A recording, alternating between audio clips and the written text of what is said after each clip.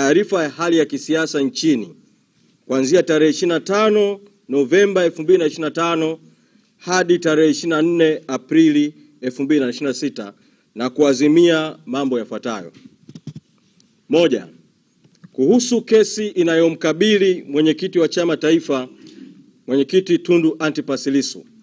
Kamati kuu imesisitiza kwamba kesi hiyo ni kesi ya kisiasa, hivyo kamati kuu imeazimia kuufahamisha na kuuomba umma kusimama na wapenda haki kushinikiza Mheshimiwa Lissu kuachiwa huru bila masharti yoyote.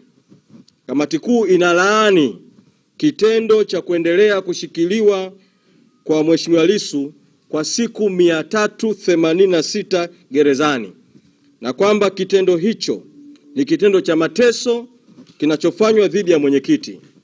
Tunatoa wito kwa Jaji Mkuu kuuelezea umma kuwa ni sababu zipi zinafanya kesi ya mwenyekiti haijapangwa tarehe ya rufaa na ni lini itapangiwa tarehe ya kusikilizwa. Na mwito wetu na kauli ya kamati kuu, tunataka kesi ya mwenyekiti Lissu ipangiwe tarehe ya haraka ya kusikilizwa. Pili, baada ya kupokea taarifa ya hali ya siasa nchini, kamati kuu inaendelea kusisitiza kwamba hakukuwa na uchaguzi uliokuwa huru, haki, wenye kuaminika na halali Oktoba 29, 2025 na kwamba wanaoitwa viongozi hawakuchaguliwa na wananchi. Hivyo, kamati kuu ya chama inaendelea kusisitiza kuwa watawala waliojipachika na kujiweka madarakani ni haramu na hawana ridhaa ya wananchi.